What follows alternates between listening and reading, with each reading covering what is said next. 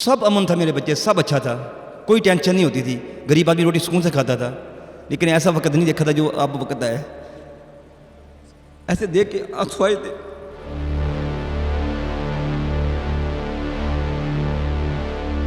General Ziaul हक साहब चूँकि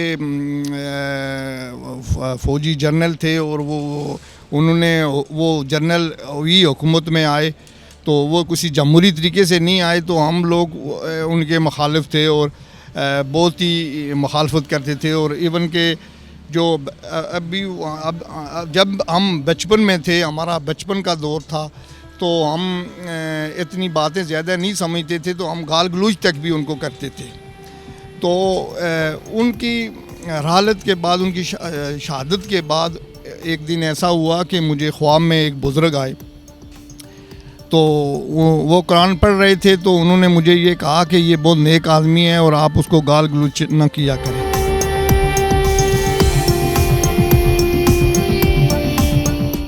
बिल्कुल ये समझता हूँ मैं कि अगर जनरल ज़ियाउल हक साहब और जो उनकी टीम थी, जो उनके साथ वो उस जहाज़ में जो शहीद हो गए थे, वो पूरी टीम बहुत ज़बरदस्त टीम थी। अगर वो होते आज हिंदुस्तान टूट चुका होता और कश्मीर आज़ाद होता।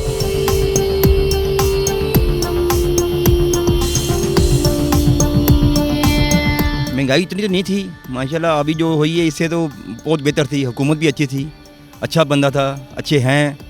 जनरल ज़िया साहब भी, ये भी ऐसा वक्त नहीं देखा था जो अब वक्त बन गया जो जैसे हो पड़ा है। मजदूरी कर रहे हैं, शुरू से मजदूरी कर रहे हैं, गरीब हैं, रेडी लगा रहे हैं, इतने हालात ख़राब हैं कि रेडी उठा के ले लेते हैं, काम करना मुश्किल है। अच्छे बंदे थे वो, हम तो कहते हैं वो दोबारा ऐसे हो जाए।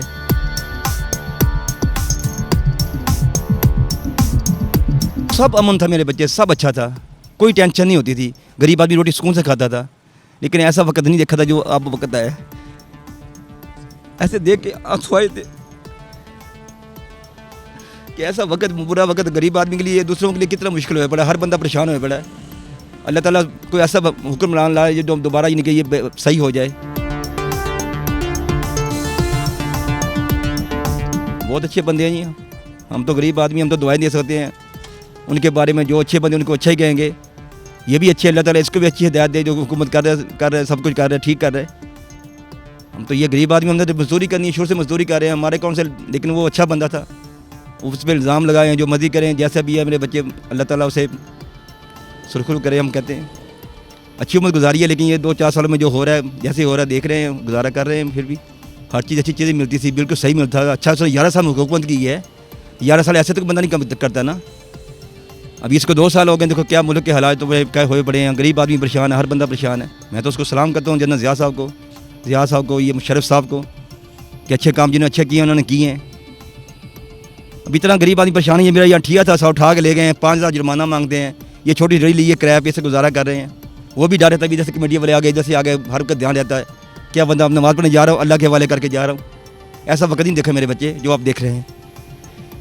गरीब आदमी में ऐसे नहीं आंसू आए थे, दिल होता है तो वो आंसू आते हैं ना मेरे बच्चे। नहीं जी, कुछ भी नहीं था मेरे बेटा, कुछ भी नहीं, सब अमन था, सुकून था मेरे बच्चे।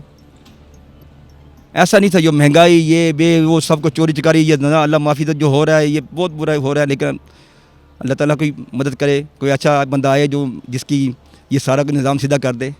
बिस्मिल्लाहिर्रहमानिर्रहीम। मैं तारिक मेमून, आज़ाद कश्मीर रावलाकोट से मेरा ताल्लुक़ है और जम्मू कश्मीर पीपल्स पार्टी से मेरा ताल्लुक़ है। और मैं शुरू से जो तहरीक आज़ादी कश्मीर सरदार इब्राहिम ख़ान साहब जो बानी सदर आज़ाद कश्मीर, उनके ख़ानदान से हूँ और उनका ही कारकुन रहा हूँ। तो मैं शुरू में ये था कि चूँकि पाकिस्तान पीपल्स पार्टी सरदार साहब का उनके साथ इत्तेहाद था, तो बचपन से ही हम ये भुट्टो साहब के बड़े शिदाई थे और उसी सेंस में हम भुट्टो साहब के साथ चलते रहे। और बाद में जम्मू कश्मीर पीपल्स पार्टी अलग, उन्होंने अपनी पार्टी बनाई, तो हमने भुट्टो साहब को छोड़ दिया था। लेकिन वो जो तल्लुक़ था वो बचपन से सुनी सुनाई बातों में हम काफ़ी उनके साथ वाबस्ता रहे। تو جنرل ضیاء الحق صاحب چونکہ فوجی جنرل تھے اور وہ انہوں نے وہ جنرل وہی حکومت میں آئے تو وہ کسی جمہوری طریقے سے نہیں آئے تو ہم لوگ ان کے مخالف تھے اور بہت ہی مخالفت کرتے تھے. اور ایون کہ جو اب جب ہم بچپن میں تھے, ہمارا بچپن کا دور تھا, تو ہم اتنی باتیں زیادہ نہیں سمجھتے تھے تو ہم گال گلوچ تک بھی ان کو کرتے تھے. تو ان کی رحالت کے بعد, ان کی شہادت کے بعد ایک دن ایسا ہوا کہ مجھے خواب میں ایک بزرگ آئے تو وہ قرآن پڑھ رہے تھے تو انہوں نے مجھے یہ کہا کہ یہ بہت نیک آدمی ہے اور آپ اس کو گال گلوچ نہ کیا کریں.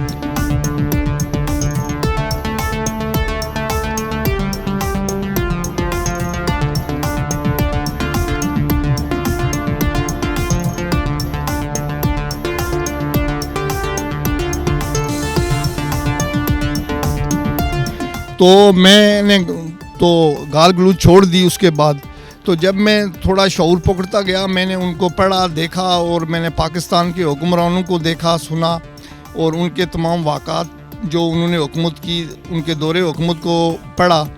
تو پھر میں نے یہ دیکھا کہ جنرل ضیاء الحق صاحب کی حکمرانی میں بہت سارے کام بہت اچھے ہوئے جو کسی اور حکمران سے نہیں ہو سکے.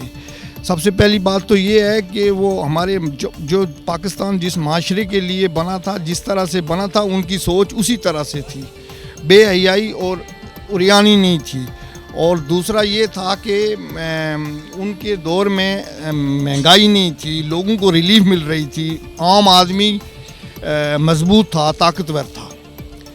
تو جنرل ضیاء صاحب اگر ہوتے تو ہمارے کشمیر کے لیے جو موقف ان کا تھا, جو پاکستان کا موقف تھا, وہ ان کا سٹینڈ اس پر تھا اور وہ اس پر کافی کام کر رہے تھے. اور میں یقین سے کہتا ہوں اگر وہ زندہ ہوتے تو شاید آج کشمیر بھی آزاد ہوتا اور ہندوستان اتنی طاقت میں نہ ہوتا, اور یقیناً یہ ہے کہ وہ ٹکڑے ٹکڑے ہوتا.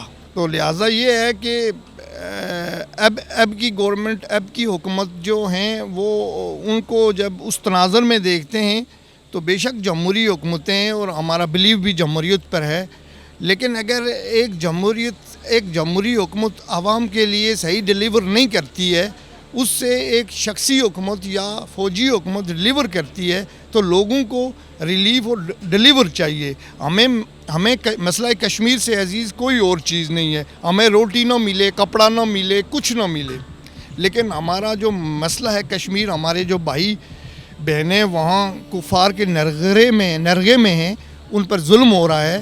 ہم یہ چاہ رہے ہیں کہ اس ظلم اور ستم سے ان کو آزادی ملے. اور آج جبکہ ہمارے علی گیلانی صاحب وہاں یہ نعرہ لگاتے ہیں کہ ہم پاکستانی ہیں اور پاکستان ہمارا ہے, یہ ہندوستانی فوج کے گولیوں کی بچھاڑ میں یہ نعرہ لگاتے ہیں. میرے خیال میں یہ کوئی آسان موقف نہیں ہے. اور آج کشمیر کے ان مجاہدین کو ان گولیوں اور آگ کے اس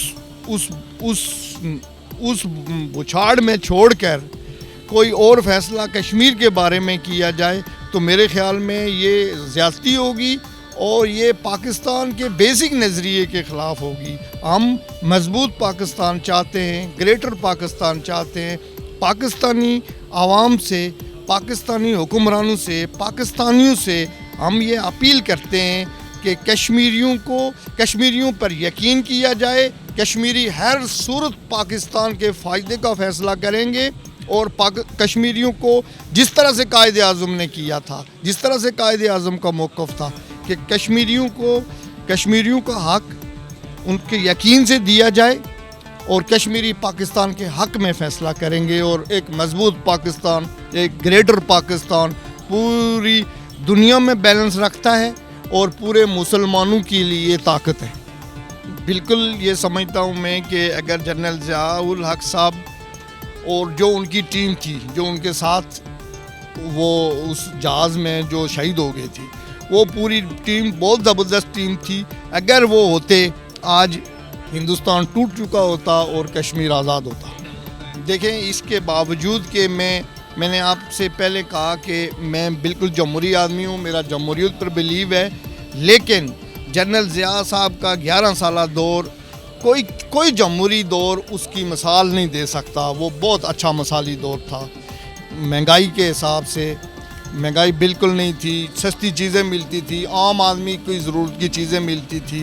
اور میں نے یہ بھی سنا ہے کہ یہ جو پوڑی والا پل ہے, یہاں کسی نے رات کو ان کو دیکھا ہے کہ وہ یہ جو لوگ وہاں لیٹے ہوتے تھے باہر اسی طرح بستر کے بغیر, تو وہ بسترے لا کر ان کو دیتے تھے رات کو چھپ کے.